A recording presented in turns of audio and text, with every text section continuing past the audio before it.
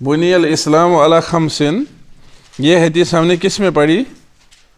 जो हदीस जिब्रील आई थी ना, उसमें से जो हिस्सा आया था, अखबिरनी अनिल इस्लाम, अखबिरनी अनिल इस्लाम। अलबत्ता एक बात हमें यहाँ पर कहनी होगी, वो ये है, अन अबी अब्दुर्रहमान अब्दुल्लाह इब्न उमर इब्न अल-खत्ताब, पहली मरतबा सईदना अब्दुल्लाह इब्न उमर रज़ियल्लाहु तआला अन्हु का नाम आया, लिहाजा इन्होंने कुनियत के साथ उनका नाम जिक्र किया। अन अबी अब्दुर्रहमान अब्दुल्लाह इब्न उमर इब्न अल-खत्ताब, पूरा नाम जिक्र किया क्योंकि ये पहली मरतबा आया। उन्होंने फरमाया, मैंने रसूलुल्लाह सल्लल्लाहु अलैहि वसल्लम को फरमाते हुए सुना, बुनियल इस्लाम अला खमसिन, इस्लाम कायम किया गया है 5 चीज़ों पर, और यही वही है, बराबर वही है। अखबिरनी अनिल इस्लाम, जो जिब्रील अमीन अलैहिस्सलाम ने पूछा था, मुझे इस्लाम के बारे में खबर दीजिए। तो बुनियल इस्लाम अला खमसिन, शहादती अन ला इलाहा इल्लल्लाह, इस बात की गवाही देना कि अल्लाह के सिवा कोई हकीकी माबूद नहीं है, व अन्न मुहम्मदन रसूलुल्लाह, और इस बात की गवाही देना कि मोहम्मद सल्लल्लाहु अलैहि वसल्लम अल्लाह के रसूल हैं, व इक़ामिस सलाती, और नमाज कायम करना, इससे फ़र्ज़ नमाज मुराद है, व ईताइज़ ज़काती, ज़कात अदा करना, इससे भी कौन सी ज़कात मुराद है? फ़र्ज़, जिस पर इस्लाम की इमारत कायम है। व हज्जिल बैती, इससे भी फ़र्ज़ हज मुराद है। व सौम रमज़ाना, और रमज़ान के रोज़े रखना, यानी फ़र्ज़ रोज़े, यानी फ़र्ज़ रोज़े। तो इसकी शरह और इसकी तफसील वहाँ आ गई जहाँ हदीस जिब्रील हमने पढ़ी।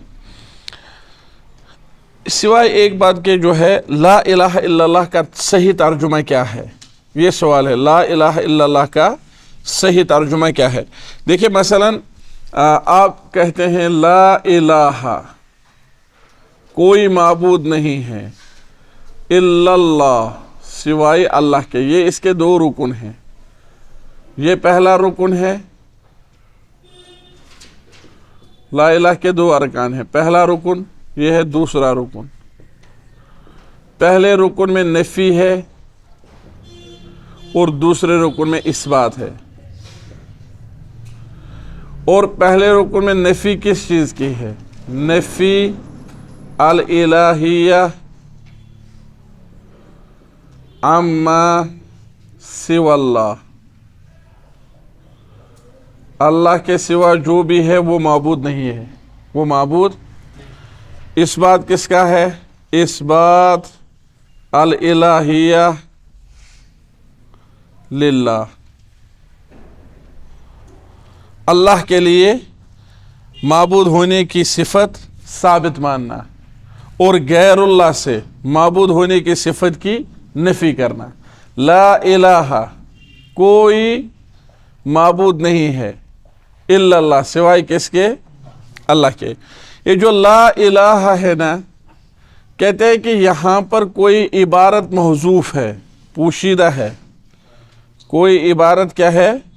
पोशीदा है, महज़ूफ़ है। और जो इस ला इलाहा का माना देगी, जो ला इलाहा का सही माना देगी, यहाँ पर कोई इबारत पोशीदा है। तो बाज़ जो अहले बातिल है, या आप कहेंगे, उन्होंने कहा इस इबारत में जो पोशीदा है वो है मौजूदुन, ये खबर है इसकी। ला इलाहा मौजूदुन, कोई माबूद मौजूद नहीं है सिवाय अल्लाह के। लेकिन ये गलत है। दुनिया में अल्लाह के सिवा दूसरे माबूद मौजूद है कि नहीं है? मौजूद हैं। हजारों और करोड़ों की तादाद में बुत हैं जिनकी लोग इबादत करते हैं। लिहाजा जब हम कहेंगे ला इलाहा मौजूदुन इल्लल्लाह, तो ये झूठ होगा, ये सही नहीं होगा, क्योंकि दुनिया में अल्लाह के सिवा और भी माबूद मौजूद हैं, और भी माबूद मौजूद हैं।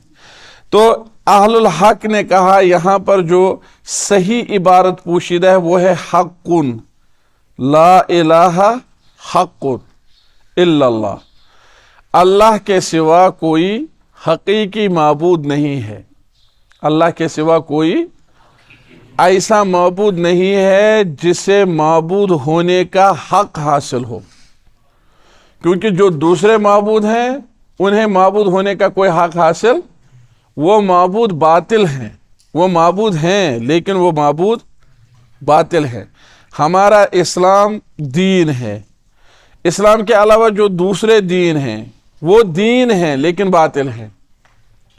ہم یہ نہیں کہیں گے کہ وہ دین نہیں ہے، دنیا میں اسلام کے علاوہ بہت سارے دین ہیں، ہمیں اعتراف کرنا ہوگا کہ وہ دین ہیں، لیکن وہ دین صحیح نہیں ہے، معتبر نہیں ہے، لیکن دین تو ماننا ہے۔ اسی طرح اس لیے قرآن نے فرمایا لکم دینکم ولی دین، تمہیں آپ کا دین ہو اور ہمیں اپنا دین۔ تو اللہ تعالیٰ نے مشرکین کے اس مذہب کو، باطل کو دین قرار دیا، کہا تمہارے لیے تمہارا دین ہے۔ اور اسی طرح جو معبود ہیں، معبود یہ ہیں، ان کی عبادت کی جاتی ہے جو اللہ کے سوا ہے، لیکن وہ معبود صحیح نہیں ہے، وہ معبود باطل ہیں۔ کیا معبود ہونے سے انکار کیا جا سکتا ہے؟ انکار نہیں کیا جا سکتا، معبود ہے۔ تو جب آپ کہیں دیکھیں گے نا لا الہ الا اللہ کا ترجمہ، اب یہاں ہے لا الہ الا اللہ کا ترجمہ نہیں ہے، بہت ساری مساجد میں لا الہ الا اللہ لکھا ہوتا ہے، ترجمہ بھی لکھا ہوتا ہے۔ آپ دیکھیں گے مثلا کہیں پر لکھا ہوگا اللہ کے سوا کوئی معبود نہیں ہے، یہ ادھورا ترجمہ ہے۔ اس کا ترجمہ جو عبارت پوشیدہ ہے اس کا ترجمہ، لہذا صحیح ترجمہ کرتے وقت آپ کہیں گے اللہ کے سوا کوئی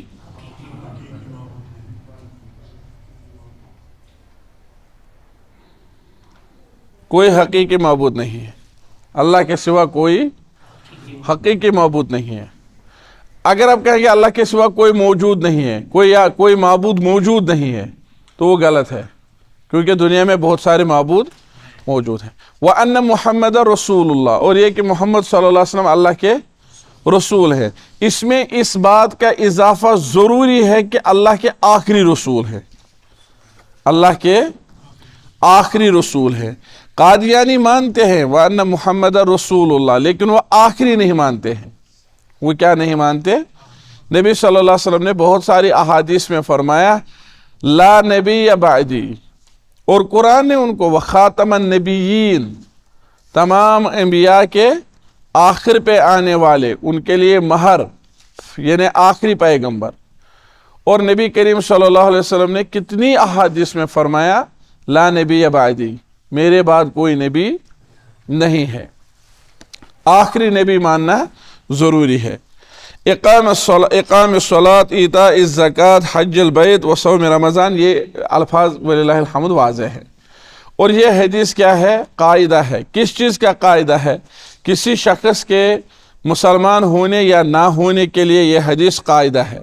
اسلام میں داخل ہونے کے لیے کلمہ توحید لا الہ الا اللہ محمد رسول اللہ، پھر اسلام پر ثابت قدم رہنے کے لیے وہ دوسرے 4 اعمال، اقام الصلاۃ، ایتاء الزکوٰۃ و حج البیت و صوم رمضان۔ پھر اہل علم نے بحث کی ہے اگر کوئی نماز نہ پڑھے کیا وہ کافر ہوگا، کوئی حج نہ کرے کیا وہ کافر ہوگا، وہ لمبی بحث ہے، وہ اس وقت ہمیں سننے کی مجبوری اتنی نہیں ہے۔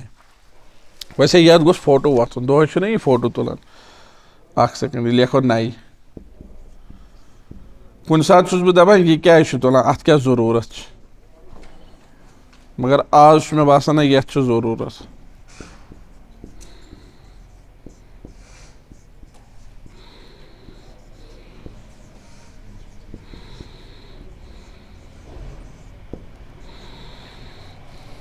اللہ کے سوا کوئی حقیقی معبود نہیں ہے۔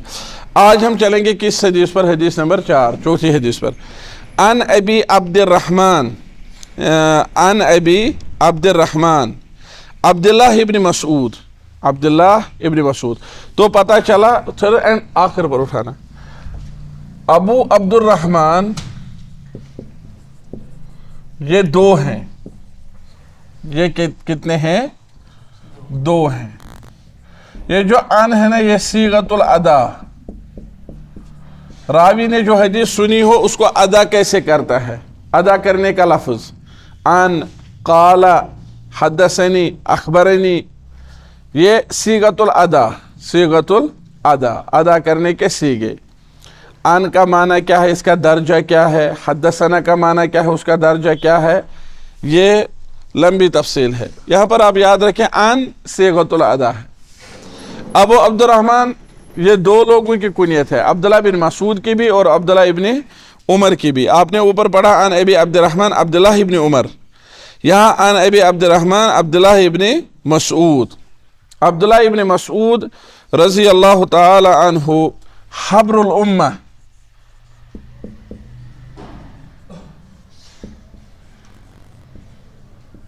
رضی اللہ عنہ, جلیل القدر صحابی, جلیل القدر صحابی, اور ان لوگوں میں سے جنہوں نے بہت شروع میں ابتدا میں اسلام لایا ہے, من السابقین الاولین. قال حدثنا رسول اللہ, فرمایا ہم سے حدیث بیان کی رسول اللہ صلی اللہ علیہ وسلم نے. یہ ایسا اسلوب اختیار کیا جس میں تاکید ہے, ہم سے حدیث بیان کی, ورنہ عموماً آتا ہے قال رسول اللہ یا عن النبی صلی اللہ علیہ وسلم انہ قال, لیکن یہاں عبداللہ ابن مسعود نے حدثنا کہا, تاکید کا لفظ, ہم سے حدیث بیان کی. اور جہاں ان ہو جہاں حدثنا ہو, زیادہ قسم یہ ہے کہ راوی نے خود یہ حدیث روایت کرنے والے استاد سے سنی ہے, یہ کس میں ہے, حدثنا میں. ان میں یہ معنی موجود, ان میں احتمال ہے سنا بھی ہوگا, نہیں بھی سنا ہوگا, کسی اور نے سنا ہوگا. لیکن جب کہے حدثنا, اس کے دو معنی نہیں ہے, اس کا ایک ہی معنی ہے کہ روایت کرنے والا شاگرد روایت سنانے والے استاد اس سے بذات خود سن رہا ہے. حدثنا رسول اللہ, ہم سے حدیث بیان کی رسول اللہ صلی اللہ علیہ وسلم نے. کیا فرمایا, اس کے بعد فرمایا وَهُوَ الصَّادِقُ الْمَصْدُوقُ, یہ رسول اللہ صلی اللہ علیہ وسلم کی صفت ہے. الصادق یعنی خود جو انہوں نے خبر دی, فیما اخبر, المصدوق ان کی تصدیق کی گئی ہے, ان کی تصدیق کی گئی ہے. الصادق المصدوق, الصادق المصدوق ان کی تصدیق ہے. صادق وہ خود سچا ہے, صادق کا معنی ہے وہ, مصدوق ان کی تصدیق کی گئی ہے. کس نے تصدیق کی ہے, اللہ نے اور مومنوں نے. یہ الفاظ کیوں ان کو ذکر کرنے پڑے, ہمیں رسول اللہ صلی اللہ علیہ وسلم نے حدیث بیان کی اور وہ سچے ہیں اور ان کی سچائی جو ہے طائی ہے یا ان کی تصدیق کی گئی ہے اللہ کی طرف سے اور مومنوں کی طرف سے. یہ کیوں کہنا پڑا, کیونکہ اس کے بعد جو حدیث ابن مسعود بیان کرنے جا رہے ہیں وہ غیب کی باتوں میں سے ہے. وہ کن باتوں میں سے ہے, غیب کی باتوں میں سے. کیا فرمایا, ان احدکم یجمع خلقہ, ان احدکم مرد ہو یا عورت ہو دونوں, یجمع خلقہ اس کی پیدائش جمع کی جاتی ہے, مبنی للمجہول,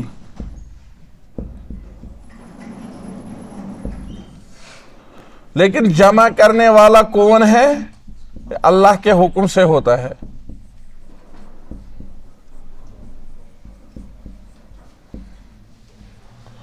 یجمع خلقہ اس کی پیدائش جمع کی جاتی ہے, فی بطن امہ اس کی ماں کی پیٹ میں.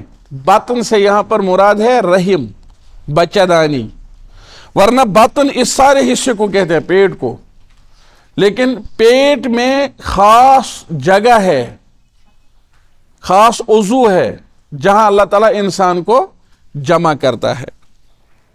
40 یوما نطفہ, یہ جو جمع ہوتا ہے یجمع خلقہ, اس کے مراحل ہوتے ہیں. 40 دن پانی ہوتا ہے نطفہ, 40 یوما نطفہ, 40 دن تک پانی ہوتا ہے. ثم یکون علقۃ مثل ذلک, پھر اسی جیسے دن یعنی 40 दिन अलका, अलका किसको बोलते हैं? लटकी हुई चीज, लटकी हुई चीज, अलका, लटकी हुई चीज। ये आप समझ लीजिए मिसाल के तौर पर, अगर इस तरह रहीम हो, इस तरह 40 दिन तक पानी रहता है, 40 दिन तक, 40 दिन के बाद अलका, ये पानी जो है ना जमा हो जाता है और ये यहां पर लटकता है, फिर ये लटकी हुई चीज बनता है। इधर इस रहीम में, बच्चादानी में किसी जगह लटकता है, लटकता है, लटकी हुई चीज। जैसे अगर आप किसी जगह देवर वेवर पर कोई चीज आप लटकाएं तो ये अंदर फिर 40 दिन लटकी हुई चीज, 40 दिन। ये नबी सल्लल्लाहु अलैहि वसल्लम ने उस दिन बताया जब कोई मशीन नहीं थी। इसलिए अब्दुल्लाह इब्न मसूद ने फरमाया वहु अस्सादिक़ु अल मस्दूक़, और इसलिए फरमाया हद्दसना रसूलुल्लाह। किसी को ये खदशा ना हो कि क्या पता सुनी है नहीं सुनी है, नहीं, कहा हमको हदीस बयान की रसूलुल्लाह सल्लल्लाहु अलैहि वसल्लम ने। शुरू से ही सहाबी का एक किस्म का वो ताज्जुब और ताकीद शुरू से ही महसूस होता है। फिर फरमाया सुम्मा यकून मुज़ग़तन मिस्ल ज़ालिका, फिर अगले 40 दिन तक चबाई हुई चीज,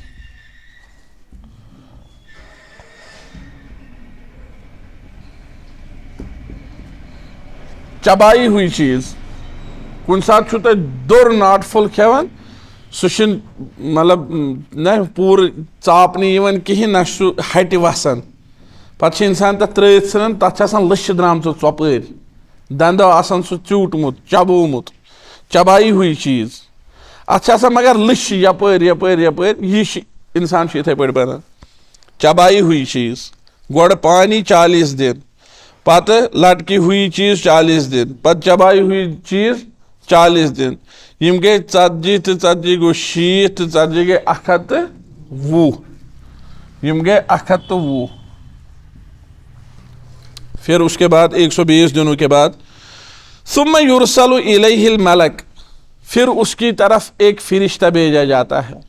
सुम्मा युरसलु इलैहि फयनफुखु फीहि रूह, तो इसके बाद का मरहला है रूह फूंकी जाती है।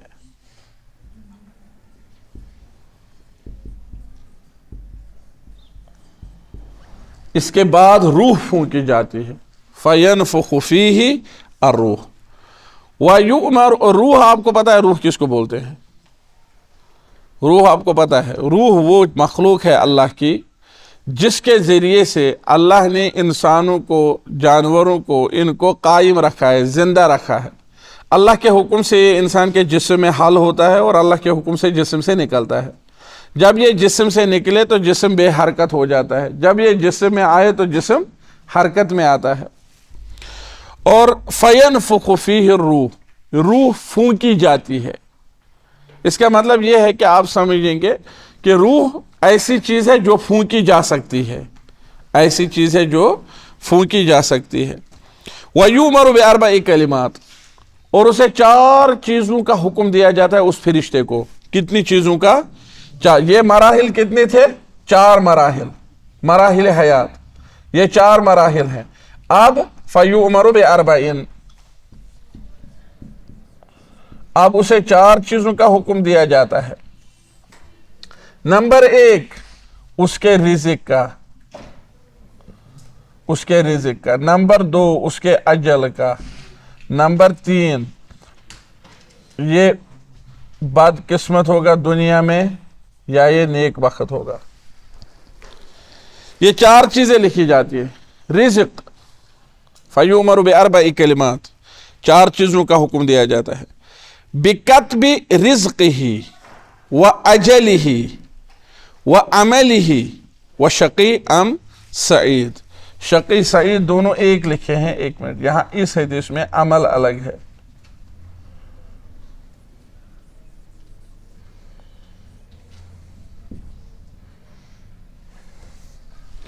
चार चीजों का हुक्म दिया जाता है कि इसकी रिज़्क़ लिख कर रखो, یہ کب لکھی جاتی ہے رزق؟ جب ابھی انسان کو پیدا ہونے میں قریباً 7.5 مہینہ ہوتے ہیں. عادتاً جو انسانوں کی ولادت ہوتی ہے وہ 9 مہینہ وقت لیتی ہے. انسانوں کی جو ولادت ہوتی ہے، انسان کا تیار ہونا، دنیا میں مختلف چیزیں تیار ہوتی ہیں، جیسے میوہ تیار ہوتا ہے، دھان کی فصل تیار ہوتی ہے، یا اسی طرح دوسری قسم کی کھیتیاں تیار ہوتی ہیں. تو انسان بھی ایک قسم کی فصل ہے، ایک کھیتی ہے، یہ بھی تیار ہوتا ہے. انسان تیار ہونے میں عموماً کتنا وقت لیتا ہے؟ 9 مہینے. انسان تیار ہونے میں 9 مہینے لیتا ہے. تو جب 120 دن اگر آپ کاٹیں گے 9 مہینوں میں سے، تو 7 مہینہ 10 دن ابھی اس کے پیدا ہونے میں ہی باقی ہوتے ہیں کہ اس کے رزق کے بارے میں پہلے سے ہی لکھا جاتا ہے. تو یہ حدیث توکل کی اصل ہے، بنیاد ہے. یہ جو امام نووی نے فرمایا، میں اس میں وہ حدیث سے لاؤں گا جو اصول ہیں، اصول دین. تو یہ حدیث کس کے بارے میں اصل ہیں؟ زہد کے بارے میں، توکل کے بارے میں، عمل پر ابھارنے کے بارے میں. انہوں نے کہا تھا کہ کچھ علماء ایسے نکلے جنہوں نے 40 حدیثیں لکھی زہد پر، لیکن میں اس کتاب میں وہ ساری چیزیں جمع کروں گا. تو ان 40 میں سے آپ سمجھے انہوں نے یہ ایک حدیث ذکر کی. جب انسان کو پیدا ہونے سے 7 مہینہ پہلے ہی اللہ نے رزق لکھ کر رکھا ہے، تو پھر دنیا میں اس کو پریشان ہونے کی ضرورت نہیں ہے. البتہ رسول اللہ صلی اللہ علیہ وسلم نے سکھایا ہے، اللہ نے بھی سکھایا ہے کہ رزق حاصل کرنے کے اسباب اختیار کیے جائے. رزق حاصل کرنے کے کیا اختیار کیے جائے؟ اسباب. اگر کوئی انسان رزق حاصل کرنے کے اسباب اختیار نہ کرے، ہاتھ پر ہاتھ دھرے بیٹھا رہے، تو کیا وہ اللہ کو الزام عائد کر سکتا ہے اللہ نے مجھے رزق نہیں دیا؟ نہیں. اللہ نے رزق مقرر کر رکھا ہے، پھر اللہ نے اس انسان کو کمانے پر ابھارا ہے. کلوا من طیبات ما رزقناکم، اور اسی طرح ہے مما کسبتم، جو کچھ تم کماتے ہو. کسب پر اللہ نے ابھارا، نبی صلی اللہ علیہ وسلم نے ابھارا. نبی کریم صلی اللہ علیہ وسلم نے ایک صحیح حدیث میں، بخاری شریف کی حدیث ہے، فرمایا سب سے بہترین لقمہ جو ایک انسان کھاتا ہے وہ لقمہ ہے من کسب یدہ، جو اس کے ہاتھ کا کمایا ہوا ہو.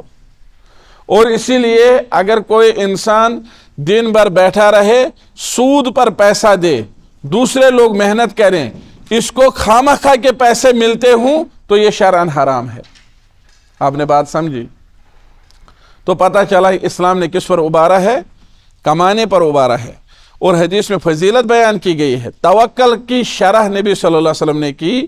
فرمایا اگر آپ اللہ پر توکل کرتے جس طرح پرندہ توکل کرتا ہے، صبح خالی پیٹ نکلتا ہے، شام کو پیٹ بھر کر واپس آتا ہے، کاش آپ بھی ایسا ہی توکل کرتے.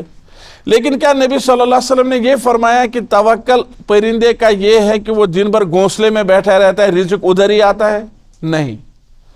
ایک تو فرمایا اس پرندے کا توکل سب سے بہتر توکل ہے، دوسرا فرمایا کہ وہ نکلتا ہے، محنت کرتا ہے، دن بھر رزق تلاش کرتا ہے. اور رزق تلاش کرنے میں نئے نئے راستے ڈھونڈنا جو شریعت کے موافق ہوں، نئے نئے طریقے ڈھونڈنا، اپنی عقل لڑانا، کس بازار میں کون سی چیز اچھی چلے گی، کہاں لوگوں کو کیا ضرورت ہے، کس سے کاروبار بڑھے گا، یہ سب اللہ کا فضل ہے ایک انسان پر، اور یہ کرنا چاہیے. اور اس میں جو محنت لگے گی، دوسری چیزیں، یہ عبادت میں اللہ تعالیٰ اس کو شمار کرے گا، کیونکہ یہ حلال راستے تلاش کرتا ہے. ورنہ اگر ایک انسان، اس پر مجھے ایک بات یاد آئی، اگر ایک انسان ایسی چیز مثلا بیچے جس کی لوگوں کو ضرورت نہ ہو، یا جو بالکل آپ کہیں گے نادانی کی علامت ہو، پھر وہ کہے کہ مجھے اللہ نے رزق کیوں نہیں دیا، کیا یہ درست ہے؟ مثال میں دوں گا. میں نے ایک مرتبہ، میں ٹینک پورہ میں رہتا تھا، میں نے ایک مرتبہ ٹینک پورہ میں جون یا جولائی کا مہینہ تھا، جون یا، تو ایک آدمی وہ کانگڑیاں بیچتا تھا. کانگڑی آپ کو سمجھ آیا؟ سوچ دماغ کرا کانگڑی حض ہے کات مز جونس کن جولائیس مز گرم کرایہ امس کس ہے کانگڑی گرم کرایہ مز، یہ بالکل الٹ کر رہا ہے. اب اگر یہی چیز دسمبر میں یا چلے کلان میں یا جنوری میں یا اس موسم میں برف باری میں یہی چیز بیچے تو ظاہر سی بات ہے لوگ اس کی طرف راغب ہوں گے، متوجہ ہوں گے. ورنہ جون جولائی میں یہ 2 کلومیٹر پیدل چلے گا، کوئی اس کی طرف دیکھے گا بھی نہیں. ہاں اگر یہی شخص اس موسم میں آئس کریم، اس کانگڑی کے بدلے آئس کریم بیچے تو لوگ اس کی طرف راغب ہوں گے. بہت سارے دکاندار ایسے دیکھیں ہیں جو موسم سرما میں ایک قسم کا وہ سامان رکھتے ہیں اور موسم گرما میں دوسری قسم کا رکھتے ہیں. مطلب کپڑے کی دکان ہے، آپ کپڑے کی دکان پر جائیے، جون میں جو کپڑے وہاں ہوں گے سٹال میں لگائے ہوئے بیچتے جو ہے، کیا وہی جنوری میں بھی بیچتے ہیں؟ نہیں. اگر کوئی رکھے گا جنوری میں تو اس کے پاس لوگ اگر جائیں گے خالی ہاتھ واپس لوٹیں گے، نہیں خریدیں گے، کیونکہ وہ موسم نہیں ہے. تو اللہ نے رزق لکھی ہے، توکل کرنا ہے، حرام سے بچنا ہے، حرام سے.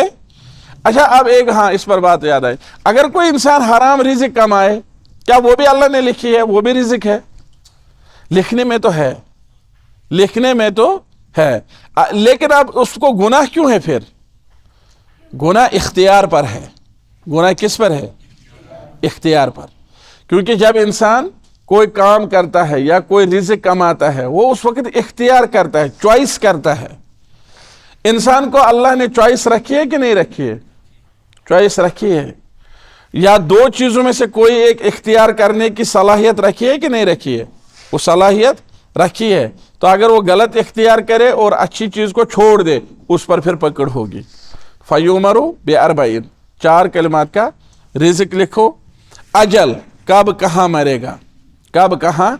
اب کوئی کہے جی مجھے اجل لکھا ہوا ہے لہذا اب میں سمندر میں کود پڑوں گا، ہوا سے چھلانگ لگاؤں گا، 50 منزلہ بلڈنگ پر چڑھ کر کے نیچے اپنے آپ کو گراؤں گا، اگر لکھا ہوگا تب مروں گا، اگر لکھا نہیں ہوگا تب نہیں مروں گا. یہ عقل مندی نہیں ہے.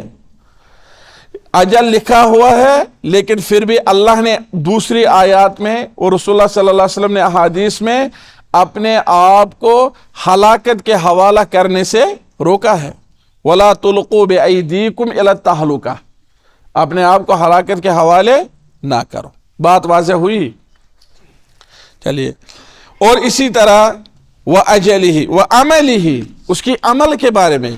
تو اگر کوئی کہے کہ میں برے اعمال انجام دیتا ہوں پھر میں کیوں جہنمی ہوں، یا پھر مجھے کیوں عذاب ہے اس پر، مجھے تو لکھا گیا ہے.